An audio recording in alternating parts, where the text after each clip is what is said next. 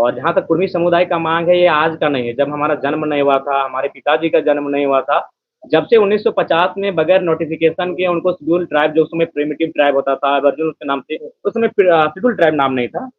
तो उस समय हम लोग सूचीबद्ध थे, बकायदा हमारा सीएनटी में सारी चीजें। यार ऐसा नहीं, आज आप आदिवासियों के पीछे हम लोग, ऐसा बात नहीं, हम लोग दूर में रहते हैं।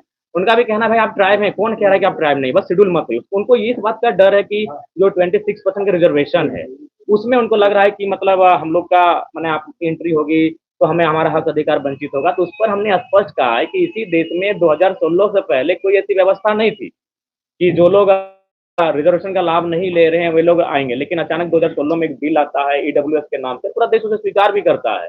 तो मेरे कहने का तात्पर्य, पहला बात है कि इस माइंड से आपको देखना होगा कि हमारी जो मांगे है वो आरक्षण की नहीं, वो संरक्षण की है। इसलिए संरक्षण की मांगे हैं कि हमारा जो कौम है, उस कौम का उत्पत्ति हुआ है कुड़ुम शब्द से, कुड़ुम यानी कुड़मी। तो हम लोग का संबंध है कोड़ना, कोड़ना यानी मिट्टी। तो आज अगर सबसे ज्यादा अगर आप बात करें झारखंड में, अगर जमीन किसी उद्योग धंधे में, माइंस में गया है, तो नो डाउट हमारे कौम का गया है। क्यों गया है? इसी कारण कि उनको नोटिफिकेशन के बिना इसीलिए हटाया गया था। मैं आपको एक तर्क फिर दे रहा हूँ। 1907 में जब 1908 में जब सीएनटी कानून बना, चूंकि 1907 में आपका टाटा जमशेदपुर का स्थापना हुआ, भारी मात्रा में जमीनें ली गई।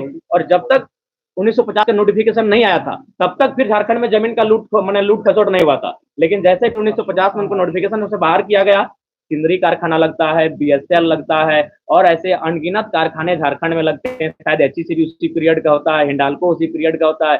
तो ये मामला जो है ना, वो सिर्फ और सिर्फ जमीन का मामला था। तो इसीलिए हम चाहेंगे उनकी जमीनों को सुरक्षित करने के लिए। और देखिए, भारत एक संवैधानिक देश है। इस देश के संविधान के आर्टिकल 48 में पशु पक्षियों को संरक्षण की बात है, वन्य जीवों को ये संरक्षण देता है, वन्य जीवों का ये ख्याल करता है। तो कोई भी इंसान है, एक ऐसा रूल लेके आए, ऐसा विकल्प लेकर आए, एक ऐसा कॉलम लेकर आए कि विवाद ना हो, इनका विवाद ना हो और इनका सम्मान भी बच जाए, इनका अधिकार भी बच जाए, संरक्षण मिल जाए। हमने तो स्पष्ट कहा है कि हम लोग जब जाएंगे तो एक जिस प्रकार से एक नया अचानक ईडब्ल्यूएस का कानून आया, हम लोग एक न्यू कोई कॉलम लेकर आएंगे और ये विवाद का समाधान करेंगे। ये राज्य हमारा अलग इसीलिए हुआ है, यहाँ के राज्यवासियों के लिए हुआ है। अतः यहाँ किसी प्रकार से कोई घुसपैठ ना हो, उसके लिए जो केंद्र में बैठी है, क्योंकि अगर अन्य देशों से लोग आ रहे हैं तो सेंट्रल का विषय है, वो कानून करे, तमाम बॉर्डरों में उनके लोग तैनात, मैंने उनकी पुलिस तैनात होती है, तो ये उनका विषय है, उन्हें रोकना चाहिए। बिल्कुल हम लोग इस राज्य को, इस राज्यवासियों के हक अधिकार को अगर नहीं छीना जाए, तो मैं अन्य राज्यों के अलावा जो अन्य देशों से यहाँ लोग प्रवेश कर रहे हैं, बिल्कुल उनमें नजर रखना चाहिए।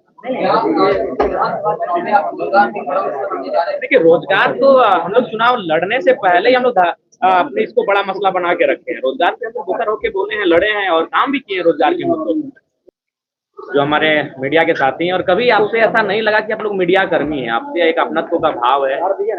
और इसीलिए कभी सवालों के बीच हम दोनों का, हम सबों के बीच एक बार कभी कभी खट्टी मीठी बातें भी हो जाती हैं, तीखी बहस भी हो जाती है। तो ओवरऑल कभी ऐसा फील नहीं हुआ कि आप लोग मीडिया है। ऐसा लगा कि आप लोग हमारे अंग हैं, हमारे एक जैसे ही हम, बस आपका प्रोफेशन अलग है।